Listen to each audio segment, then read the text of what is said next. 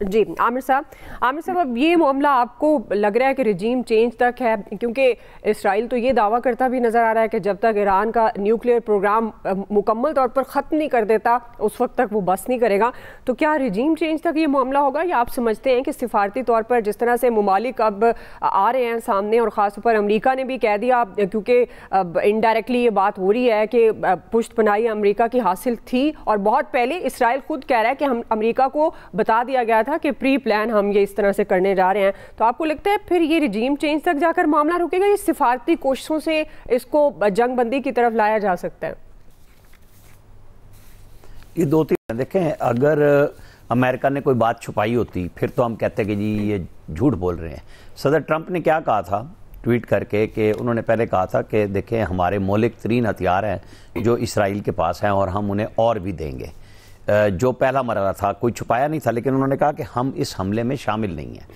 وہ جو امبیسڈر صاحب بھی بتا رہے تھے، بات کلیئر ہے کہ پوری کوشش ہے اسرائیل کی کہ امریکہ اس میں ان ہو جائے کسی بھی طریقے سے.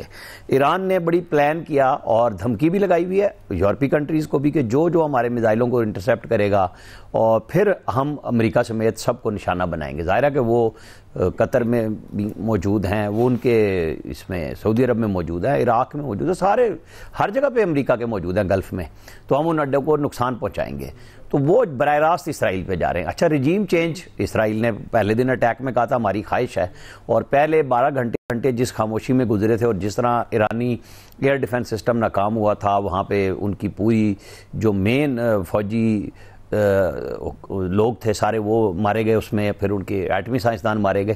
تو بڑا لگ رہا تھا کہ یہ ریوولٹ کرانے کی ایک کوشش ہے. لیکن جب اسرائیل نے کے خلاف 12 گھنٹے کے بعد ایران موو ہوا ہے، اور وہ مسلسل موو ہوا ہے، تو اس سے رجیم چینج والی کہانی تو ہو گئی ختم. یہ ہوتا ہے جب آپ کمزور ہوں، جب آپ جواب پوری قوت سے دے رہے ہیں. تو وہ جو مرحلہ ان کا خیال یہ تھا کہ ہم نے جس طریقے سے اندر سے جاسوس لگا کے اور ٹارگٹ اٹیک کیے ہیں تو ہم کامیاب ہو جائیں گے، وہ نہیں ہوا. وہ تو اب بہت دور کی بات رہ گئی. اب تو جس طرح اسرائیل میں لوگ بھاگ رہے ہیں نا، آپ نے دیکھے ہوں گی جو مناظر آئے ہیں، یہ کام انہوں نے سوچا بھی نہیں تھا.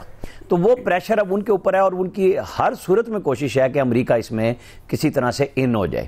اب آپ دیکھیں کہ ایران کے ساتھ پہلی دفعہ کھل کے سعودی عرب پہلے سے موجود تھا. جب ایرانی سعودی وزیر دفاع ایران آئے اور ان کے علی خامنائی سے بھی ملے، اور پھر یہ بات چیت شروع ہوئی، جس سے اٹھا کون ہے؟ امریکہ. ایران نہیں گیا. یہ حملہ جو ہوا اس پہ ظاہر ہے کہ یہ بات چیت تو اٹامک کے لیے کسی ڈیل کے لیے تھی نا. اب تو پاکستان، سعودی عرب، اردوان صاحب جو ہیں ترکی والے، وہ سارے آپس میں بات چیت کر رہے ہیں. سارے ممالک لگ گئے ہیں. رشیا اور چائنا بالکل اوپنلی ساتھ ہیں ایران کے ساتھ. اچھا، ان کے ساتھ تجارت بھی موجود ہے. جو بھاگا ہے ایران کے ساتھ لگا ہوا وہ ملک ہے انڈیا. اس وقت آپ دیکھیں کہ انڈین اور یعنی را اور موساد مل کے صدر ٹرمپ کی آرٹیفیشل انٹیلیجنس کے تحت جو ویڈیو انہوں نے ڈالی ہوئی ہے جو پاکستان کے خلاف جاتی ہے، پھر ایسے فیک پروپیگنڈے ہو رہے ہیں کہ جی پاکستان نے میزائل دے دیے، پاکستان نے ہتھیاریں دے دیے، پاکستان نے کیا دے دیا، تاکہ ایک نا فساد پھیلے کہ جی دنیا میں یہ کام را اور موساد مل کے کر رہے ہیں اور مسلسل، اور ہمارے لوگ اس میں انوالو ہو رہے ہیں جذباتی طور پہ کہ بھئی شاید کوئی پاکستان نے پتہ نہیں کیا کام کر دیا. ابھی آپ دیکھیں ایرانی پارلیمنٹ میں تشکر ہوا ہے پاکستان کا، صدر ان کے کر رہے ہیں، کیونکہ جو ہمیں کرنا چاہیے ہم وہ کر رہے ہیں. عالمی برادری میں بھی کر رہے ہیں بیٹھ کے، وہ اقوام متحدہ کی سلامتی کونسل میں بھی ہمارا شکریہ ادا کر رہے ہیں، وہ چائنا کا بھی کر رہے ہیں، وہ رشیا کا بھی کر رہے ہیں. تو یہ ہوتی ہے سفارتکاری کہ اب ایران، ہم کل بھی جب بات کر رہے تھے وہ یہ تھی کہ اب ایران کیا فیصلہ کرتا ہے اپنے لیے، کہ جو پریشر اسرائیل پہ آیا ظاہر ہے وہ امریکہ پہ ڈال رہا ہے، لیکن دونوں ملکوں کا کیا فائدہ ہوگا اس لڑائی کے نتیجے میں. وہ جو چاہ رہے تھے میرے خیال میں انہوں نے، اسرائیل نے اس حد تک تو نقصان پہنچایا نا کہ فوری طور پہ ایٹمی پروگرام میں کافی بریک آئی ہے، کہ وہ جو کہہ رہے تھے کہ نہ بنا سکیں ایٹم بم، اور مجھے نہیں سمجھ آئی ایران کے پاس تھی تو کیپیبلٹی ان کو اوپن کر دینی چاہیے تھی. ذرا سے پریشر کے بعد پاکستان پہ آیا تو پاکستان نے ایٹامک دھماکے کر کے اور برابر کر دیا کہ جی یہ کیا بات ہوئی، اور آج ہم کھڑے ہیں الحمدللہ اسی طرح. اب یہ بات سوچنے کی ہے کہ ایران کے لوگوں کا بھی رائٹ ہے کہ ان کو بھی امن ملے، اور وہاں مسلسل اصل لڑائی کی کیفیت میں وہ لوگ نہ رہیں. تو یہ اب ایرانی قیادت نے فیصلہ کرنا ہے کہ کس قسم کا سارے ملک جو اب ان کے ساتھ کھڑے ہوئے ملا کے ایک ڈیل بنوا لے.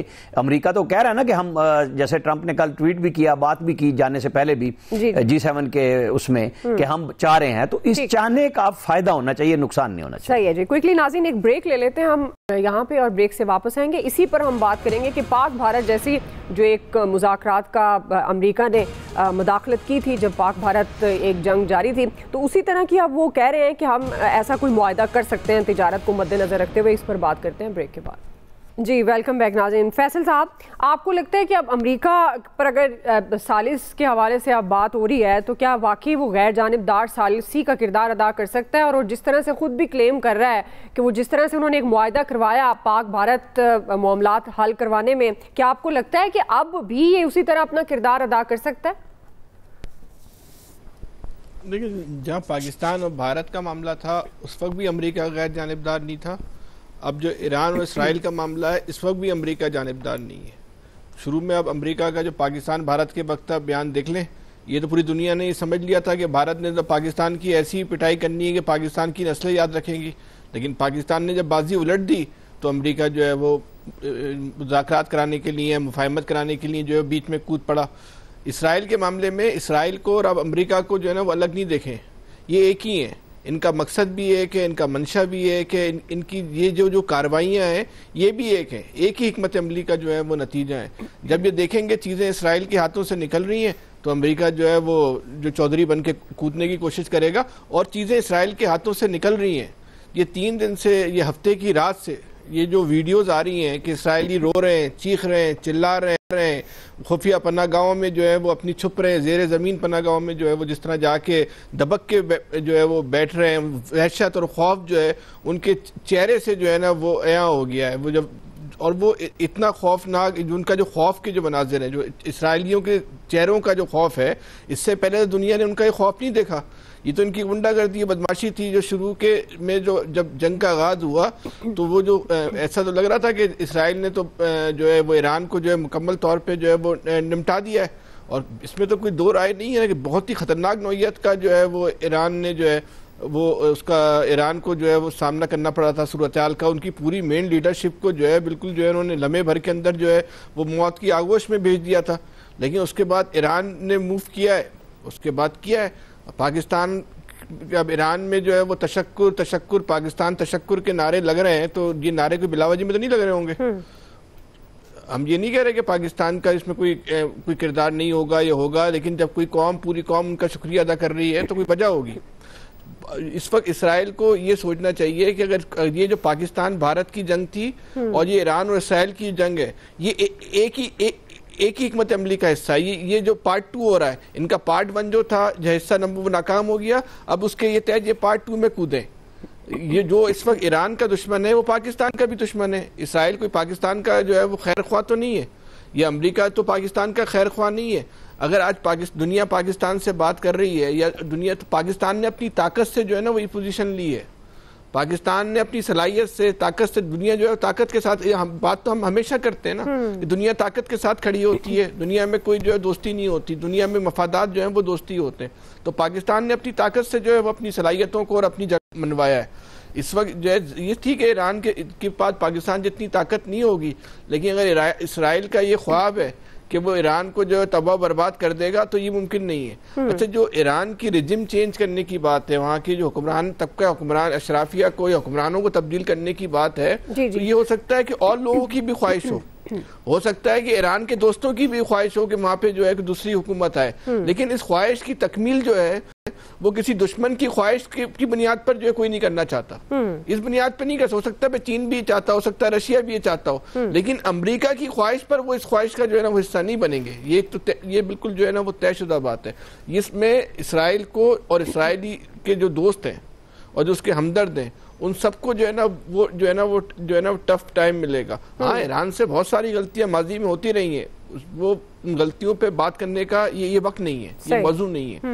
اور جب وقت آئے گا تو ہم اس پہ ضرور بات کریں گے. اس وقت جو ہے وہ جو جنگ ہے اس میں جو ہے وہ پوری مسلم امہ جو ہے وہ صرف مسلم امہ نہیں, بلکہ جو لوگ بھی اس ملک میں چاہتے ہیں کہ کسی ایک ملک کی طاقت کا راج نہ ہو، وہ اس وقت ایران کے ساتھ جو ہے وہ کھڑے ہوئے، وہ اور یہی دنیا کی جو خارجہ پالیسی ہے دنیا کی، اس کا ایک حصہ ہے اس وقت ایران کی حمایت کرنا۔ اس کی حمایت کوئی مذہب کی بنیاد پہ لوگ نہیں کر رہے، کسی کو ہم چودھری نہیں بننے دیں گے اس خطے کا، دنیا چاہتی ہے۔ صحیح۔ اچھا جوہر سلیم صاحب، ایک کوئکلی اگر آپ کامنٹ کر دیں، جس طرح عامر صاحب بھی بات کرتے ہیں، کیونکہ اب مجھے بریک کی طرف جانا ہے، اب ایرانی قیادت کے فیصلے پر بھی ڈیپینڈ، کیونکہ ہم یہ بات تو کر رہے ہیں کہ فلاں ملک ثالثی کرا سکتا ہے، جنگ بندی ہونی چاہیے، تو ایران اس سارے ایشو پر کیا اس کا سٹینڈ ہونا چاہیے؟